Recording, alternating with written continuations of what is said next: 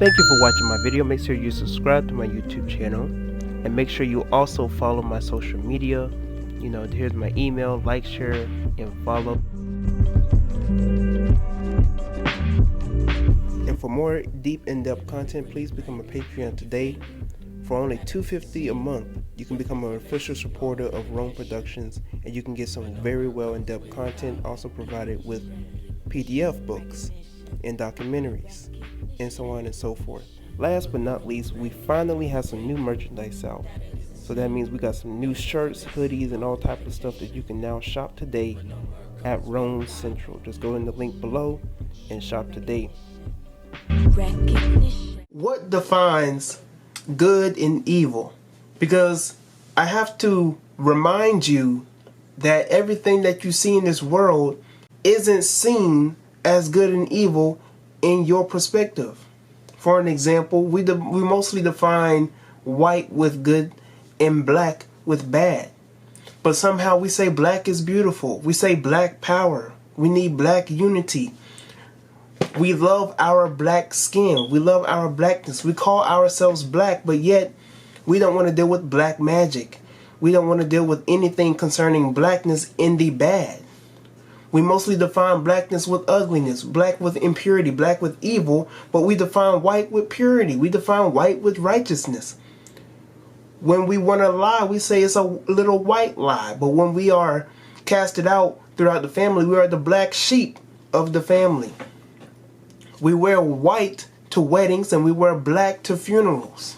But yet, in this same duality, we wear black when we graduate from high school or from college. When we go to the court, most people wear black.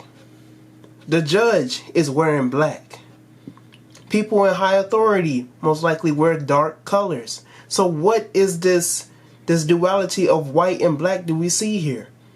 Why is it that in some occasions we can say, oh, the Black Panther Party wearing all black and that was good, but you see the KKK was in all white and they were bad?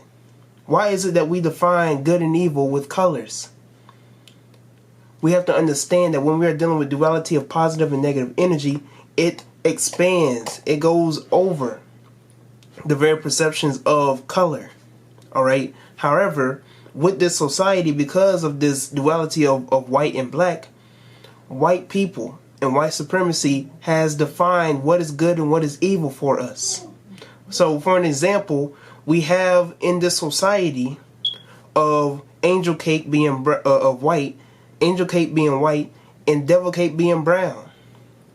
Like I was telling you with the clothing of what we wear to funerals and weddings, we have this duality of even in sports, the genitals of the black men and the black woman. We have a big brown ball being kicked through the white goal in football. We have this big brown ball being cast into a white net. Alright, we have this small little white ball being pushed in to a black hole.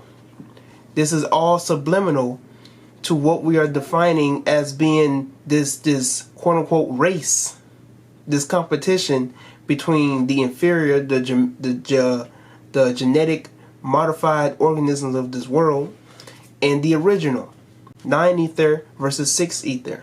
So what we have to understand when you read the ISIS papers by Dr. Francis Chris Wilson, we understand that this duality, this competition is survival of the fittest.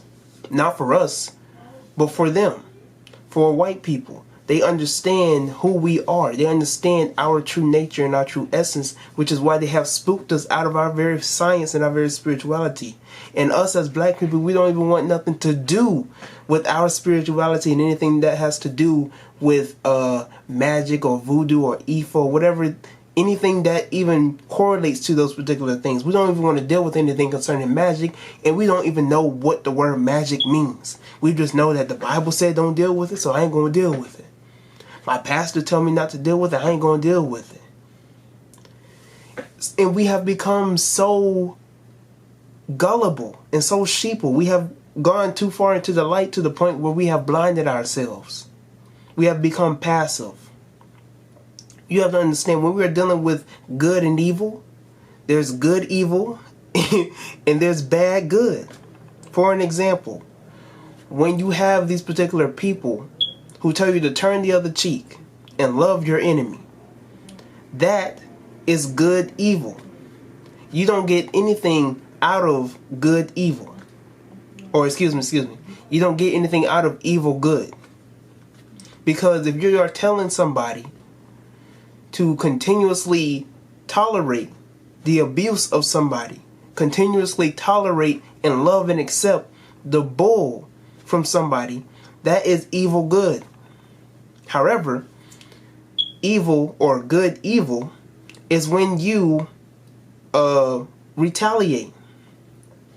Evil good is when you have had enough. Or good evil is when you have had enough of the BS. You are tired of it. Alright? So then you retaliate. You let them know up front and straightforward how you feel. If somebody hits you, you hit them back 2 times. If somebody slaps you across the face, you drop kick them. When people tell you don't fight fire with fire, you know what I'm saying? Obviously, they haven't been in a fight to begin with to even come to that particular assumption that you can't fight fire with fire. You ever seen in the Western movies where there's 2 people who are going against each other and they shoot at each other until one falls down and dies? So when you say don't fight fire with fire, and then you portray yourself fighting fire with fire until somebody prevails, that is a contradiction. But of course, we know when we're dealing with Europeans, we're always dealing with contradictions. So you're dealing with that do as I say, not as I do concept, right? But nonetheless, when we are dealing with what we define as good and evil, we have to decondition our minds from what they have given us. We have to understand that most of the things that they tell us is evil is not good for us, and most of the things that they tell us is good is not good for us.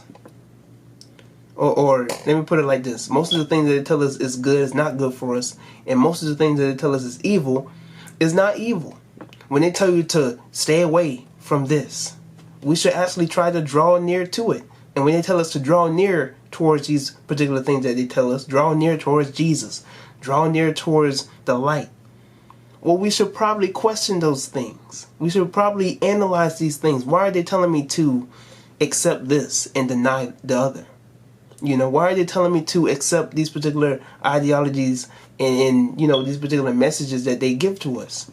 These things that we have to analyze, you know, we have to analyze and dissect for ourselves.